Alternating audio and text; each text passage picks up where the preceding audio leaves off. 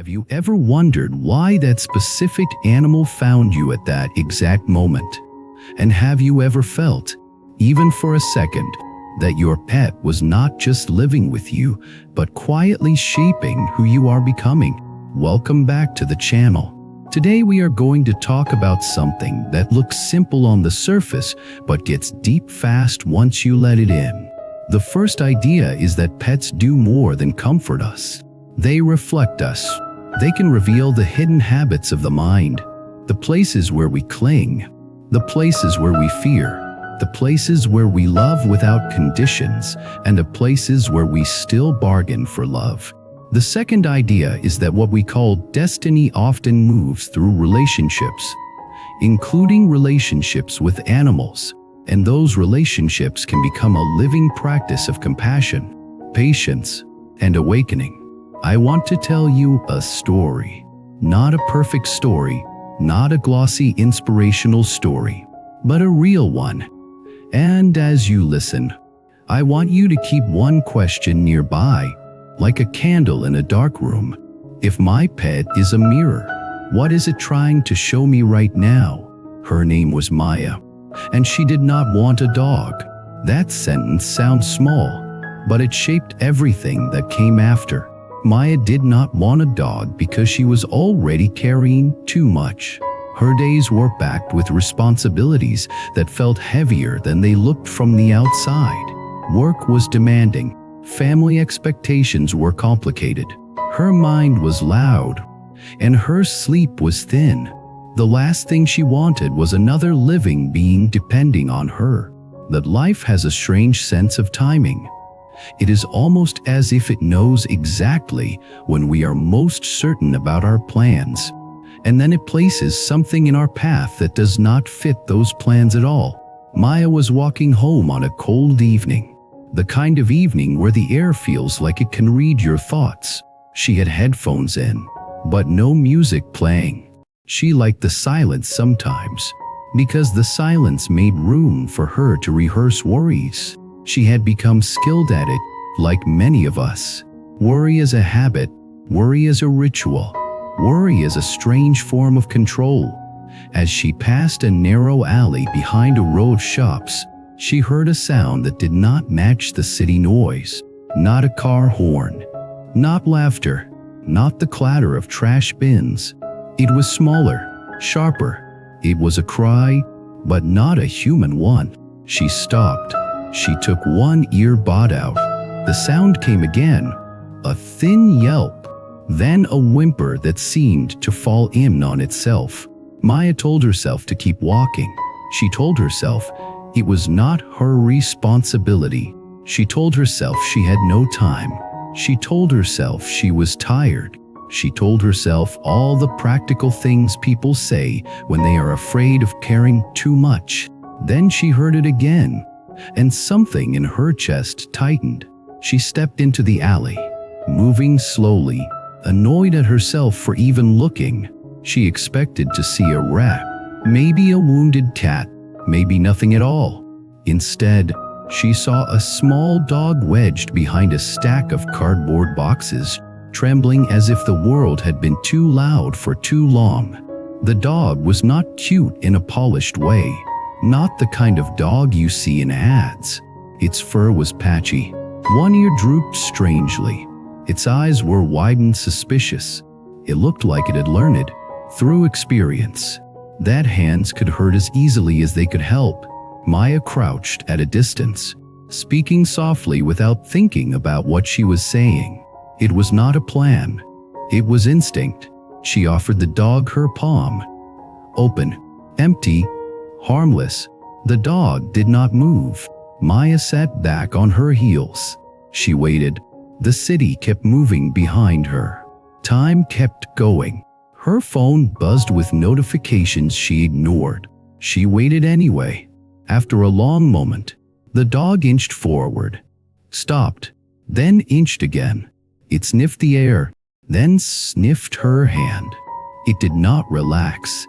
It simply decided, for the moment, not to run. Maya felt something shift inside her, a crack in the wall she had built around her heart. She stood, left the alley, and walked into the nearest shop to buy water. When she returned, the dog was still there, still watching her like a witness. She poured water into the lid of a takeout container and slid it forward. The dog drank like it had been thirsty for more than water. That was the moment Maya would later describe as the beginning, even though she did not know it at the time. Not the beginning of owning a dog, the beginning of seeing her life differently. She took the dog to a shelter. She told herself she was doing the responsible thing. The staff thanked her and said they would scan for a microchip. Maya left, relieved. She had done her part. She had acted with decency. Now she could return to her carefully controlled life. That night, she could not sleep, not because she was worried about the dog being safe, although that was part of it. It was something else. It was the feeling of being looked at, not judged, not accused, but seen. The dog had looked at her with an intensity that felt personal, like it recognized her in a way she did not know how to explain. The next morning, Maya called the shelter. No microchip. The dog was not claimed. The staff said it would be available for adoption soon if no one came forward. Maya felt a pulse of anxiety. Then came the predictable thoughts. You cannot do this. You are too busy. You will fail it.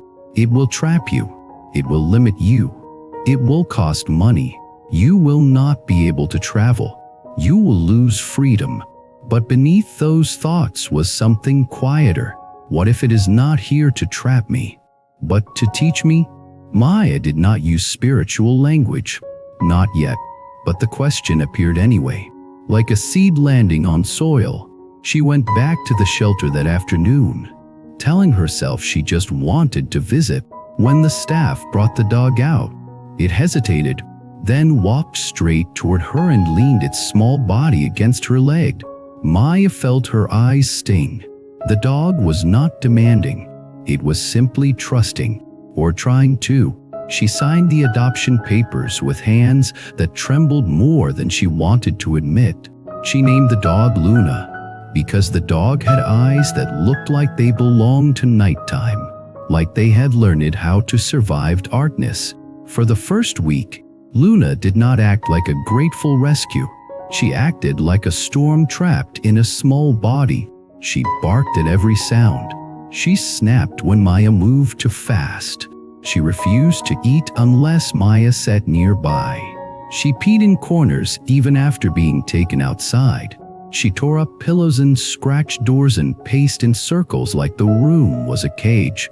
Maya tried everything. She watched training videos. She bought calming sprays. She scheduled vet visits. She adjusted her routine. She spoke gently. She stayed patient until she could not. One night, after Luna had barked for hours at invisible threats, Maya finally snapped. Not violently, not cruelly, but sharply. Her voice rose. Her hands flung outward in frustration. Her body became tense in the way it did when life did not obey her. Luna froze. Its eyes widened. Its whole body shrank back. And in that instant, Maya saw it, not the dog, herself. She saw how her nervous system worked, how quickly she escalated, how she carried pressure like fire under her skin, how her patience was not as deep as she liked to believe, how she could act compassionate as long as things stayed comfortable. But once discomfort lingered, she turned rigid. Maya sat on the floor. She put her face in her hands. She did not cry dramatically. She just let the truth settle. Luna was not only reacting to the world, Luna was reacting to her. This is where the story becomes more than a pet story. This is where it starts to feel like karma. Karma is often misunderstood as punishment, like the universe is keeping score. But karma, in its simplest form, is cause and effect experienced through the mind, speech, and action. It is the momentum of habits, the echo of intention, the way one moment shapes the next. Maya began to realize that Luna was living inside the atmosphere of Maya's inner world. The dog was not only learning commands, it was absorbing state. It was reading tension. It was responding to what Maya did not say. And this is where animals become extraordinary teachers. They do not care about the story you tell yourself. They respond to what is real. Maya started paying attention not only to Luna's behavior, but to what happened in her own body when Luna misbehaved. The tightening jaw, the shallow breath, the quick irritation, the urge to control. She noticed something else too. On the mornings when she woke up anxious, Luna was worse. On the days when Maya was calm, Luna softened, not perfectly, not instantly, but noticeably. It was as if the dog was holding up a mirror made of fur and breath. Maya did not call it spiritual yet, but she began to practice something that looked a lot like mindfulness. When Luna barked, Maya practiced breathing slowly. When Luna paced, Maya practiced relaxing her shoulders. When Luna panicked at a sudden noise, Maya practiced grounding herself, speaking gently, and moving with patience. At first, Maya did it to fix the dog. Then she realized it was fixing her. Weeks passed, then months. Luna's anxiety did not disappear, but it transformed. The barking reduced, the snapping stopped, the pacing softened into curiosity. The accidents became rare. The dog began to play, awkwardly at first, then freely, as if it was learning what safety felt like. But deeper change happened in Maya. She became less reactive in general. She started noticing when her mind began to spin stories. She began to catch herself before she exploded. She began to recognize that control was her addiction, and fear was the dealer. One evening, Maya sat with a friend named Jordan, telling the story of Luna's transformation. Jordan smiled and said, "It sounds like that dog is training you." Maya laughed, but the laugh caught in her throat because it was true. That night, Maya searched online for ideas about animals and spiritual growth. She found stories from people who believed their pets were guides. She found writings about compassion practices and the way caring for beings weaker than us can open the heart. Then she stumbled into something that startled her. A discussion about the Buddhist view of animals, rebirth, and karmic connections. She had always associated rebirth with fantasy, but the more she read, the more she realized that within Buddhist traditions, rebirth is not treated like a fairy tale. It is treated like a framework for understanding continuity, cause and effect, and the way consciousness can be conditioned by craving, fear, and ignorance. Maya did not suddenly adopt a belief system. She did something more honest. She became curious. She started asking questions that felt strange but meaningful. What if Luna has a story beyond this life? What if Luna and I have met before? In some form, what if our meeting is not random? Some people call this the soul contract.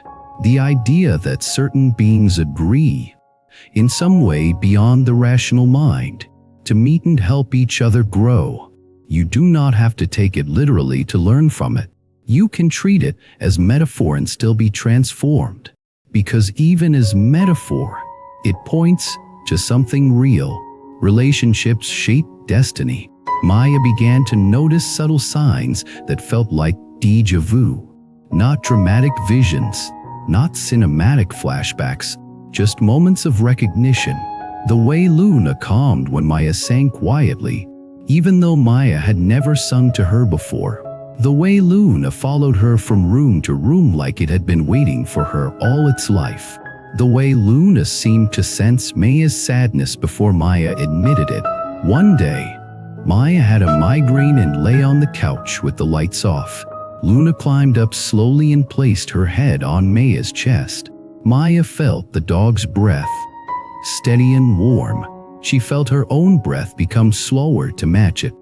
In that dark room, Maya thought, this is meditation, not the kind you do on a cushion with incense and perfect silence. The kind you do when another being offers you presents and asks nothing in return. Maya began to practice loving kindness, not in a formal ritual at first, but in simple acts. Feeding Luna with attention, walking Luna without rushing, cleaning up messes without anger, speaking softly, forgiving setbacks. She realized that unconditional love was not a feeling, it was a practice. And that practice began to reach beyond Luna. At work, Maya became less sharp with co-workers. She listened more. She paused before responding. She noticed when she judged someone and tried to soften the judgment into understanding. She caught herself when she wanted to win an argument and chose instead to be kind. This is one of the hidden teachings of animal companionship. Animals can open the heart in a way that bypasses our defenses. Many of us have learned to protect ourselves from human pain by closing down. But a pet slips past the armor. A pet becomes a doorway. Maya began to see her own shadow through Luna's fear. Shadow does not mean evil. Shadow means the parts of us we do not want to face, the parts we hide, deny, or ignore. The impatience, the need for control, the fear of abandonment, the belief that love must be earned through performance. Luna's anxious attachment made Maya confront her own. Luna's fear of sudden movements made Maya notice how tense her body was. Luna's mistrust of strangers made Maya recognize her own mistrust of life. The mirror worked both ways. Luna also reflected Maya's light. The part of Maya that could care deeply, the part that could show up, the part that could protect without dominating, the part that could heal. And slowly, Maya began to suspect that the purpose of this relationship was not only to rescue Luna, it was to wake Maya up. If you have ever lived with an animal, you know there are moments that feel sacred without needing to be called sacred. A quiet morning when your pet rests near you, and you realize how much they trust you. The way they greet you like you were gone for years, even if you were gone for an hour. The way they forgive your mood swings and still want to sit close. Why does that kind of devotion touch us so deeply? Because it reveals what the heart has always wanted: connection without conditions, love without bargaining, presence without performance. And that is why pets can heal old wounds, not by talking about trauma, not by analyzing your childhood, but by offering a new nervous system experience. A living being who stays, a living being who does not demand you be impressive, a living being who responds to your essence more than your resume. Maya's childhood had been complicated. Her parents were not cruel, but they were emotionally inconsistent. Love came with expectations. Approval came with achievement. Silence came with mistakes. Maya grew up believing that safety depended on being good and useful. Luna did not care about any of that. When Maya came home after a failure, Luna loved her. When Maya came home after a success, Luna loved her. When Maya cried, Luna stayed close. When Maya laughed, Luna joined with clumsy joy. This steady affection began to rewire something in Maya. She started to believe, slowly, painfully, that she did not have to earn love through perfection. That is karmic healing, not because the past disappears, but because the patterns lose power, because a new cause is planted, and a new effect begins to grow. In Buddhist thought, suffering is oft unlinked to grasping, aversion, and ignorance. Grasping is clinging to what we want.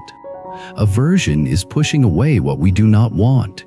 Ignorance is not seeing clearly how the mind creates suffering. Maya could see all three in herself. She grasped at control. She pushed away discomfort. She did not see how her reactions created more pain. Luna forced Maya to see. Every time Luna barked at a stranger, Maya wanted to force the barking to stop. She wanted to control the symptom.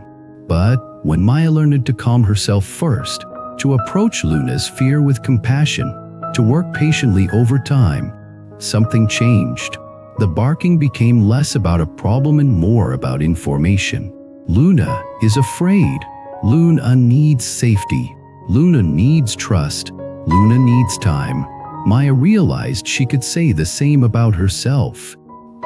I am afraid. I need safety. I need trust. I need time.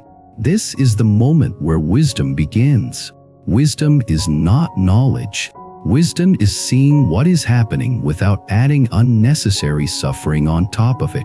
Wisdom is responding to fear with understanding rather than punishment. Maya started keeping a journal, not as a productivity habit but as a reflection practice. She wrote down moments when Luna triggered her. She wrote down her reactions. She wrote down what happened when she paused, breathed, and chose differently. Over months, patterns emerged. Maya was most reactive when she felt rushed. She was most impatient when she felt judged. She was most controlling when she felt powerless. Those are not dog problems. Those are human problems. And because Luna brought them to the surface, Maya could finally work with them. This is what it means to engage actively with your pet's lessons. Not just observing them, not just saying, "My dog is anxious," but asking, "What is this teaching me about my own mind and heart?" Maya began to build rituals that turned daily care into spiritual practice. Again, she did not call it that at first. She just did it because it helped. When she poured Luna's food, she took one breath and silently wished that all beings could be nourished.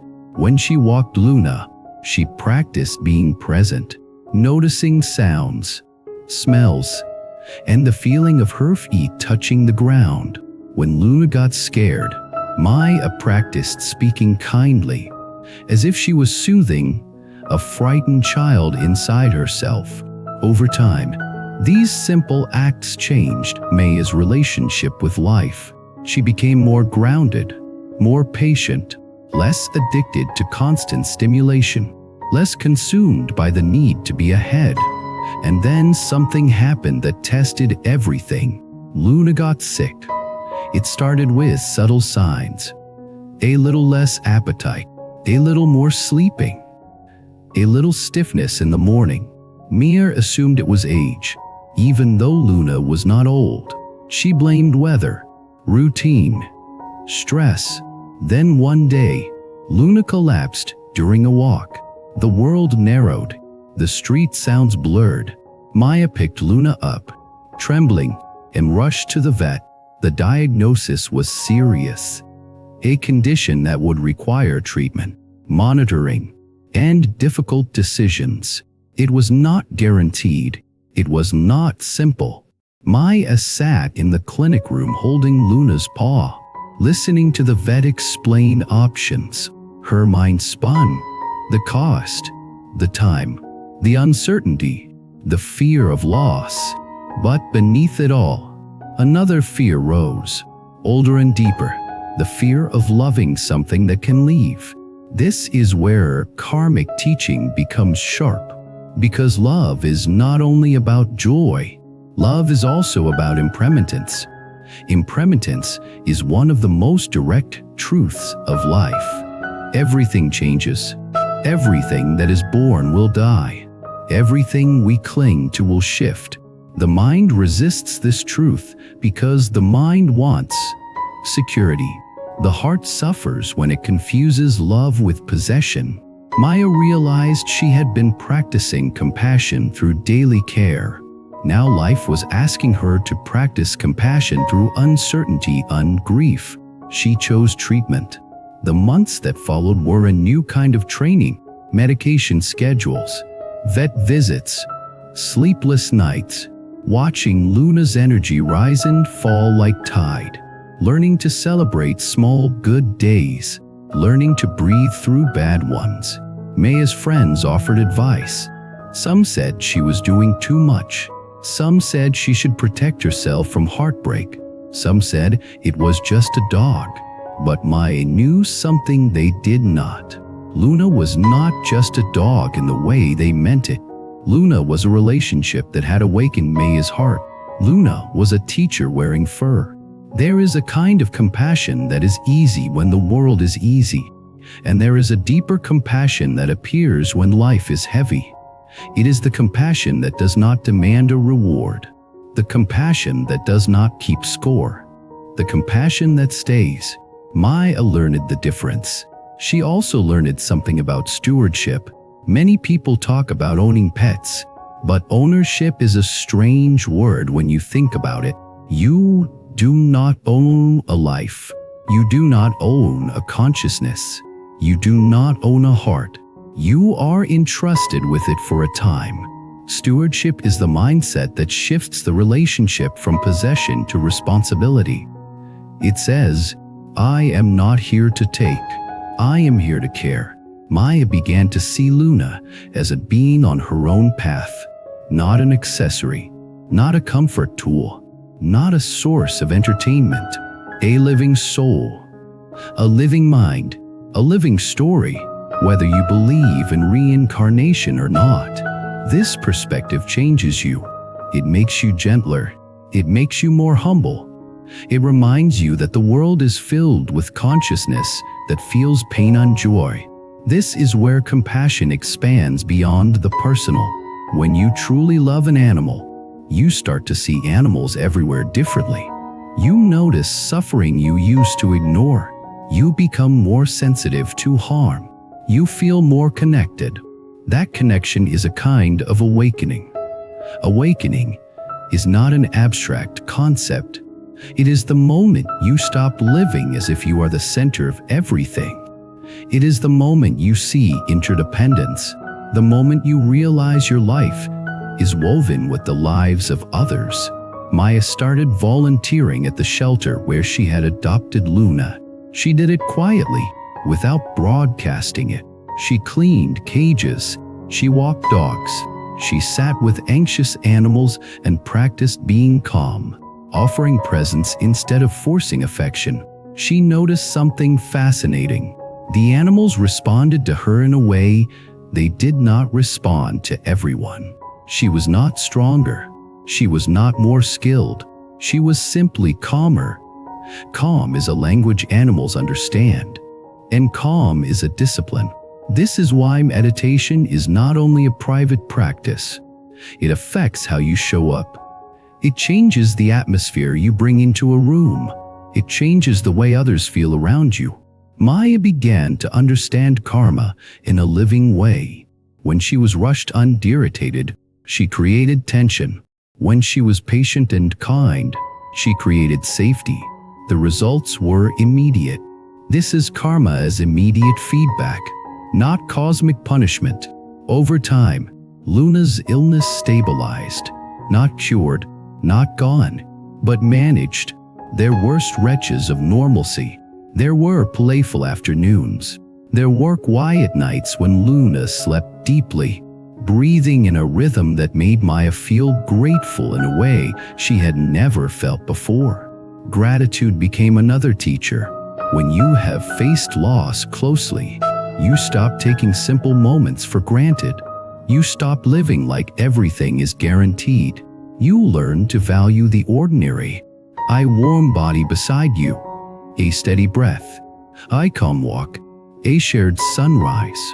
Maya started waking earlier, not to hustle, but to sit quietly with a cup of tea while Luna lay nearby. She would watch the light change. She would feel her breath. She would let thoughts come and go without grabbing them. She did not become a saint. She still got stressed. She still had bad days, but she developed something priceless: equanimity. Equanimity is the ability to stay balanced in the middle of change. It does not mean you do not feel. It means you do not drown in feeling. It means you can hold joy and sorrow in the same hands. Luna taught her that.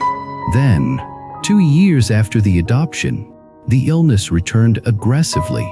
The vet's voice was gentle but firm. The options were limited. Treatment might extend time, but the quality of life would decline. Maya drove home with Luna in the passenger seat, the dog's head resting in a way that looked peaceful and tired at the same time. Maya's chest hurt like it was holding a storm. She sat on the floor that night. Luna curled near her, and she whispered words she did not know she had. "Thank you for finding me." She realized something important. The pain she felt was the cost of love, but it was also proof that her heart had opened. And an open heart is not a mistake. It is the point. This is where many people misunderstand spirituality. They think it is supposed to remove pain, but deep practice does not remove pain. It transforms pain into wisdom and compassion. Maya talked to Luna as if Luna could understand. And maybe Luna did, not through language, but through presence. "I will not keep you here for my comfort," Maya said softly. "I will do what is kind." Kindness is not always what we want. Sometimes kindness is letting go. The day of the goodbye was quiet. Maya held Luna at the clinic, feeling the small body that had reshaped her life. She breathed slowly, not to avoid grief, but to meet it with dignity. She whispered loving words. She stayed until the end. When it was over, the world looked the same and completely different. Maya walked outside and felt the emptiness like a physical space. She wanted to run from it. She wanted to distract herself. She wanted to pretend she was fine, but something in her was wiser now. She let the grief be there. Grief is not only suffering. Grief is love with nowhere to go. Maya began a practice of dedicating the love she felt to something larger. When she thought of Luna, she would silently wish well for all animals suffering in shelters, on streets, in labs, in farms, in hidden places where pain is ignored. This practice did not erase her grief, but it gave it meaning. It turned pain into compassion. It turned loss into a vow of kindness. In some Buddhist traditions, people speak of dedicating merit, the idea that wholesome actions and intentions can be offered outward, like light shared rather than hoarded. Whether you take that literally or symbolically, it changes how you live. It shifts the mind from self-centered suffering to connected care. Maya also began to recognize the karmic release in the goodbye. Not release as in forgetting, but release as in completion. The relationship had fulfilled a purpose. The lessons had been delivered. The heart had been changed. This is the part of the story where people often ask, "Will Luna come back?" Maya did not know. She did not claim certainty. She held the question gently. But about 6 months later, something happened. Maya was volunteering at the shelter again, cleaning quietly, keeping her mind steady. She heard barking from the back room where new arrivals were held. The barking was frantic, like fear disguised as noise. She walked in and saw a medium-sized dog with dark eyes and a familiar intensity. The dog was trembling, pressed against the corner, watching everyone with suspicion. Maya crouched at a distance. She did not force connection. She breathed slowly, letting her body soften. She offered her palm. The dog stared. Maya felt a strange sensation, not certainty, not fantasy, but a quiet recognition, like a melody she had heard before, now played on a different instrument.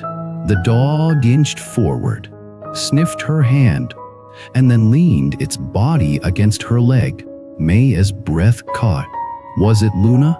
Maybe not in the literal way the mind wants.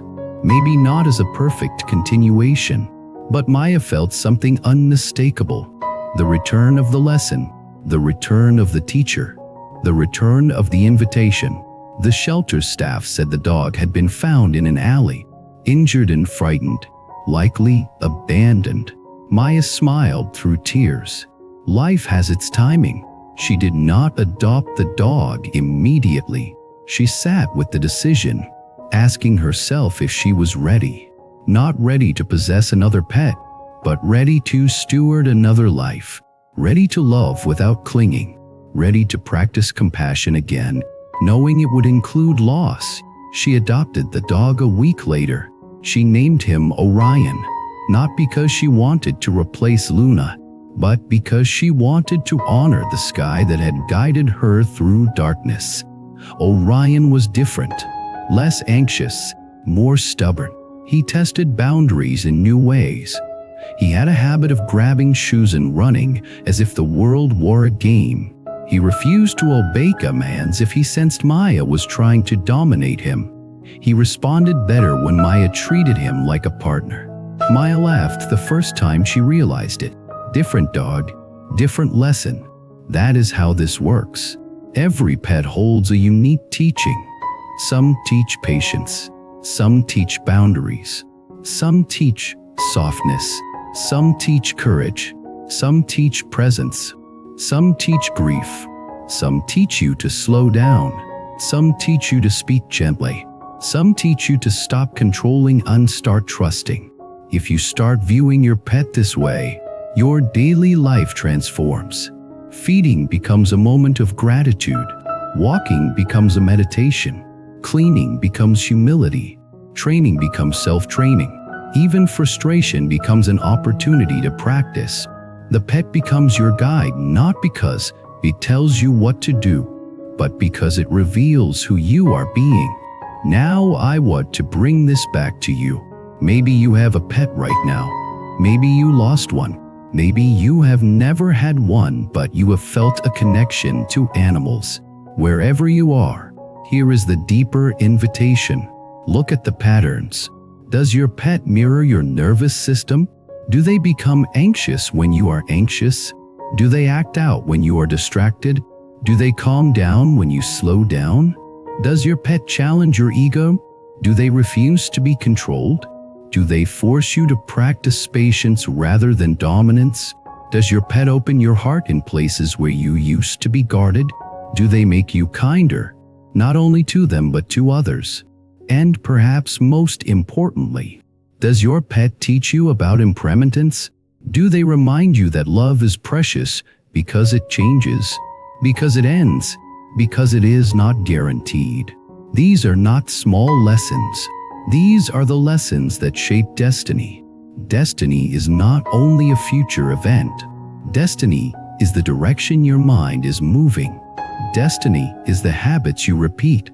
Destiny is the quality of your relationships. Destiny is the kind of person you become through the choices you make when you are tired, stressed, unseen, and unpraised. And karma is not a threat. Karma is a teacher. Every moment you respond with kindness, you plant a seed. Every moment you respond with patience, you plant a seed. Every moment you choose awareness instead of reactivity, you plant a seed. Over time, those seeds become your life. I want to share something personal, not because my life is special, but because it might help you feel less alone. I once had a cat named Hazel. She was not affectionate in the way people expect cats to be. She did not sit on laps. She did not tolerate being held. She watched from a distance like a quiet judge. At first, I took it personally. I thought she did not love me. I thought I was failing. I tried to win her affection with treats and toys. I tried to make her be the kind of pet I wanted. She resisted every attempt. And slowly, painfully, I realized the lesson. I was trying to control love.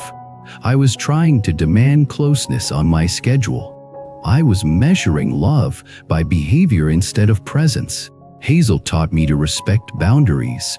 She taught me that affection is not owed. She taught me that love can be quiet.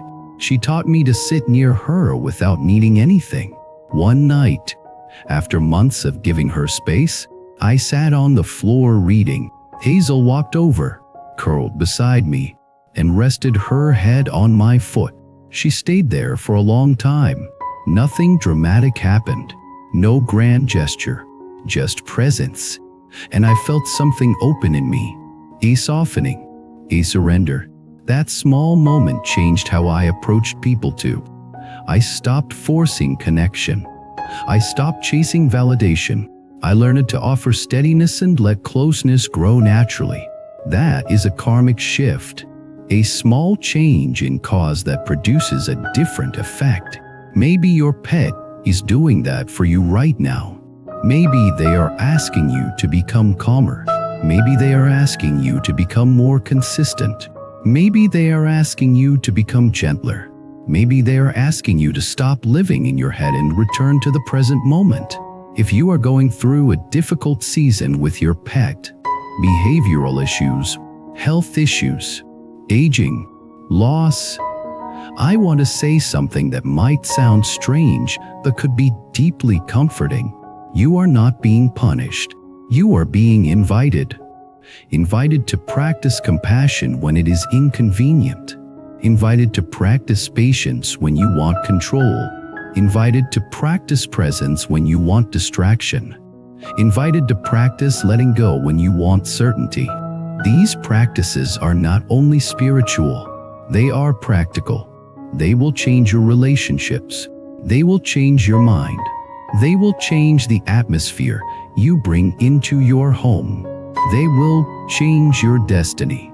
And if you have lost a pet, I want to honor that grief. People underestimate it, but the bond is real. The love is real. The silence after they are gone is real.